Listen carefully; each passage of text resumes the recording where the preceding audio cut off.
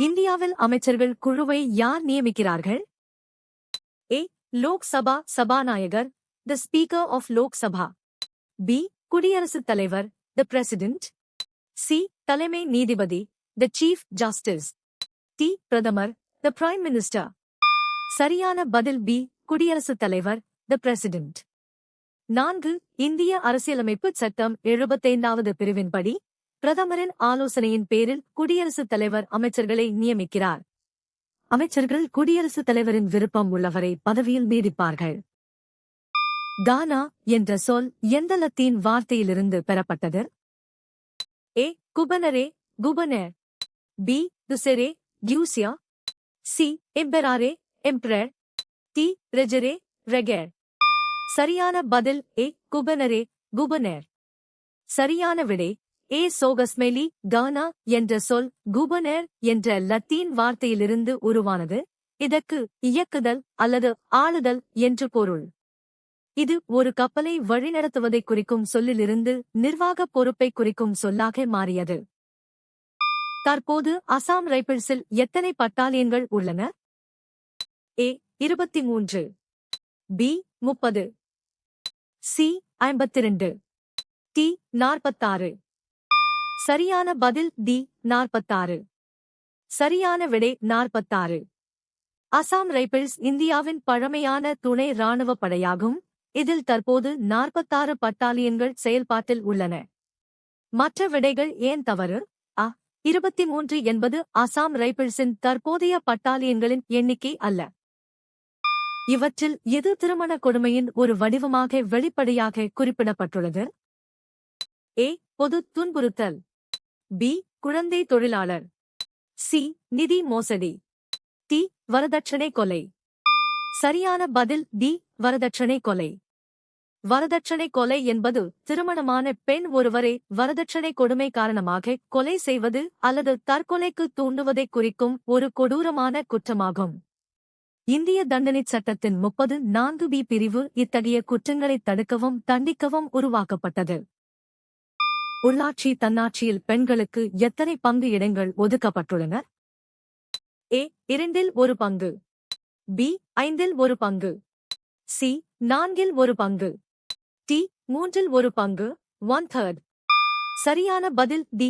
3இல் 1 பங்கு, 1/3. 73 மற்றும் 74வது அரசியலமைப்பு திருத்தச் சட்டங்களின்படி உள்ளாட்சி அமைப்புகளில் பெண்களுக்கு 33%, 3இல் 1 பங்கு இட ஒதுக்கீடு வழங்கப்பட்டுள்ளது. இது உள்ளூர் மட்டத்திலான முடிவெடுப்பதில் பெண்களின் பங்களிப்பையும் அதிகாரத்தையும் உறுதி செய்கிறது.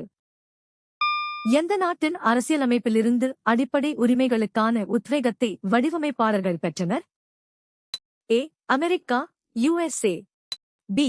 Australia, Australia. சி. ஐக்கிய இராச்சியம், United Kingdom. D. Canada, Canada. சரியான பதில் ஏ. America, USA. 4. சரியான விடை ஏ. சோகஸ்மெலி. இந்திய அரசியலமைப்பின் பகுதியில் உள்ள அடிப்படை உரிமைகள் அமெரிக்க அரசியலமைப்பின் பில் ஆஃப் ரைட்ஸ் என்பதிலிருந்து ஈர்க்கப்பட்டவை. இதில் குடிமக்களுக்கு அரசுக்கு எதிரான பாதுகாப்பை உறுதி செய்கிறது. ஆளுநர் அமைச்சர்கள் குழுவின் உதவி மற்றும் ஆலோசனையால் வழிநடத்தப்படுகிறார் என்று எந்த பிரிவு குறிப்பிடுகிறது? ஏ. பிரிவு 161, ஆர்டிகல் 161. பி. பிரிவு 153, ஆர்டிகல் 153. சி. பிரிவு 154, ஆர்டிகல் 154. டி. பிரிவு 163, ஆர்டிகல் 163. சரியான பதில் டி. பிரிவு 163, ஆர்டிகல் 163. சரியான விடை டி. சோகஸ்மெலி. அரசியலமைப்பு பிரிவு 16(3) இன் படி ஆளுநர் தனது அதிகாரங்களை செயல்படுத்த முதலமைச்சரை தலைவராக கொண்ட அமைச்சர்கள் குழு உதவி மற்றும் ஆலோசனை வழங்க வேண்டும். பெரும்பான்மையினரின் சக்தி என விவரிக்கப்படுவது எது? ஏ. மக்களாட்சி, டெமோக்ரசி. பி. முடியாட்சி, மொனார்கி. சி. சர்வாதிகாரம், டிக்டேட்டர்ஷிப். டி. குடியரசு, ரிப்பப்ளிக். சரியான பதில் ஏ. மக்களாட்சி, டெமோக்ரசி. 1. மக்களாட்சி என்பது மக்களால் தேர்ந்தெடுக்கப்பட்ட பிரதிநிதிகள் மூலம் பெரும்பான்மையினரின் விருப்பப்படி ஆட்சி நடத்தும் முறையாகும். இது மக்களின் அதிகாரம் என பொருள்படும். 2. பொது பட்டியல் தொடர்பாக மத்திய மற்றும் மாநில அரசுகள் இரண்டும் பகிர்ந்து கொள்ளும் அதிகாரம் என்ன? ஏ. சட்டங்களை திருத்தும் அதிகாரம். பி. சட்டங்களை உருவாக்கும் அதிகாரம். சி. சட்டங்களை மறுக்கும் அதிகாரம். டி.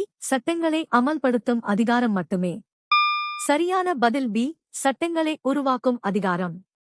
சரியான விடை பி. சோகஸ்மெலி இந்திய அரசியலமைப்பின் 7வது அட்டவணையில் உள்ள பொது பட்டியலில் கான்கரண்ட் லிஸ்ட் உள்ள துறைகள் மீது மத்திய மற்றும் மாநில அரசுகள் இரண்டும் சட்டங்களை இயற்றலாம். தேசிய சாலை பாதுகாப்பு வாரம் எந்த மாதத்தில் அனுசரிக்கப்படுகிறது? ஏ. ஜனவரி. பி. மார்ச். சி. டிசம்பர். டி. பிப்ரவரி. சரியான பதில் ஏ. ஜனவரி. சரியான விடை ஏ. சோகஸ்மெலி இந்தியாவில் ஒவ்வொரு ஆண்டும் ஜனவரி மாதம் 2வது வாரத்தில் தேசிய சாலை பாதுகாப்பு வாரம் சாலை போக்குவரத்து மற்றும் நெடுஞ்சாலைத்துறை அமைச்சகத்தால் அனுசரிக்கப்படுகிறது. அரசியலமைப்பில் ஒரு திருத்தத்தை தொடங்குவதற்கான ஒரே அதிகாரம் யாரிடம் உள்ளது? ஏ. மாநில சட்டமன்றங்கள் ஸ்டேட் லெஜிஸ்லேச்சர்ஸ். பி. தேர்தல் ஆணையம் தி எலெக்ஷன் கமிஷன். சி. பாராளுமன்றம் தி பார்லிமெண்ட். டி. குடியரசுத் தலைவர் தி பிரசிடென்ட். சரியான பதில் சி. பாராளுமன்றம் தி பார்லிமெண்ட். சரியான விடை இந்திய அரசியலமைப்பின் 368வது விதியின்படி அரசியலமைப்பு திருத்த மசோதாவை நாடாளுமன்றத்தின் இரு அவைகளில் ஏதேனும் ஒன்றில் மட்டுமே அறிமுகப்படுத்த முடியும். ஒரு திறமையான நீதித்துறைக்கு என்ன 2 பண்புகள் அவசியம்? ஏ. சுதந்திரமான மற்றும் பொறுப்புள்ள. பி. சார்புடைய மற்றும் பாரபட்சமற்ற. சி. பொறுப்புள்ள மற்றும் பாரபட்சமான. டி. சுதந்திரமான மற்றும் ஒருதலைப்பட்சமான. சரியான பதில் ஏ. சுதந்திரமான மற்றும் பொறுப்புள்ள. சரியான விடை ஏ. சோகஸ்மெலி ஒரு நீதித்துறை திறம்படச் செயல்பட அது அரசியல் அழுத்தங்களிலிருந்து சுதந்திரமாகவும் மக்களுக்கு பொறுப்புள்ளதாகவும் இருக்க வேண்டும். இது சட்டத்தின் ஆட்சியை நிலைநாட்டவும் பொதுமக்களின் நம்பிக்கையை பெறவும் உதவுகிறது. மனித உரிமைகள் சூழலில் பொருளாதார மற்றும் அரசியல் உரிமைகளுடன் குறிப்பிடப்படும் உரிமைகள் எவை? ஏ. சமூக மற்றும் கலாச்சார உரிமைகள். பி. சொத்து மற்றும் நில உரிமைகள். சி. சுற்றுச்சூழல் மற்றும் சூழலியல் உரிமைகள். டி. மத மற்றும் ஆன்மீக உரிமைகள். சரியான பதில் ஏ. சமூக மற்றும் கலாச்சார உரிமைகள். சரியான விடை ஏ. சோகஸ்மெலி மனித உரிமைகள் பிரகடனத்தின்படி வாழ்வாதாரத்திற்கான பொருளாதார உரிமைகள் மற்றும் சமூகத்தில் கண்ணியமாக வாழ்வதற்கான சமூக மற்றும் கலாச்சார உரிமைகள் ஒன்றோடொன்று தொடர்புடையவை. இவை கல்வி, கலாச்சாரம் மற்றும் சமூக பாதுகாப்பிற்கான உரிமைகளை உள்ளடக்கியது. ஓபெக் உறுப்பினர் நாடுகளுடன் தொடர்புடைய அதன் நோக்கம் என்ன? ஏ. உலகளவில் எண்ணெய் விலையை நிலைப்படுத்துதல். பி. எண்ணெய் கொள்கைகளை ஒருங்கிணைத்தல். சி. எண்ணெய் உற்பத்தியை குறைத்தல். டி. மாற்று எரிசக்தி ஆதாரங்களை ஊக்குவித்தல். சரியான பதில் பி. எண்ணெய் கொள்கைகளை ஒருங்கிணைத்தல்.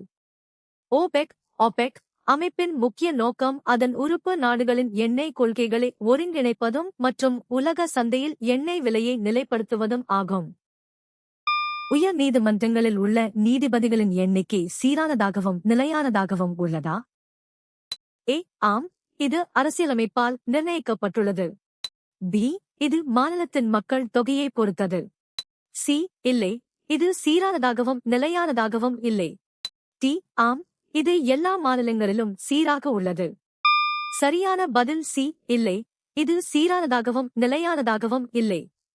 சரியான விடை சி. சோகஸ்மெலி உயர் நீதிமன்ற நீதிபதிகளின் எண்ணிக்கை ஒவ்வொரு மாநிலத்திற்கும் மாறுபடும். இது அரசியலமைப்பால் நிலையாக நிர்ணயிக்கப்படவில்லை. குடியரசுத் தலைவர் அவ்வப்போது தேவைக்கேற்ப நீதிபதிகளின் எண்ணிக்கையை தீர்மானிக்கிறார். கொள்கை உருவாக்கம் தீர்க்கக்கூடிய சவால்களில் ஒன்றாக குறிப்பிடப்பட்டது எது? ஏ. தொழில்நுட்பத் தேக்கம். பி. தண்ணீர் பற்றாக்குறை. சி. விண்வெளி ஆய்வு. டி. பொருளாதார மந்தநிலை. சரியான பதில் பி. தண்ணீர் பற்றாக்குறை. சரியான விடை பி. சோகஸ்மெலி இந்தியாவின் பெருகிவரும் மக்கள் தொகை மற்றும் காலநிலை மாற்றத்தால் தண்ணீர் பற்றாக்குறை ஒரு பெரிய சவாலாக உருவெடுத்துள்ளது. இதை தீர்க்க ஜல் ஜீவன் மிஷன் போன்ற கொள்கை ரீதியான திட்டங்களை அரசு செயல்படுத்தி வருகிறது. உச்ச நீதிமன்றத்திற்கு நீதிபதிகளை நியமிப்பவர் யார்? ஏ. பிரதமர், த பிரைம் மினிஸ்டர். பி. தலைமை நீதிபதி, த சீஃப் ஜஸ்டிஸ். சி. நாடாளுமன்றம், த பார்லிமெண்ட். டி. குடியரசுத் தலைவர், த பிரசிடென்ட்.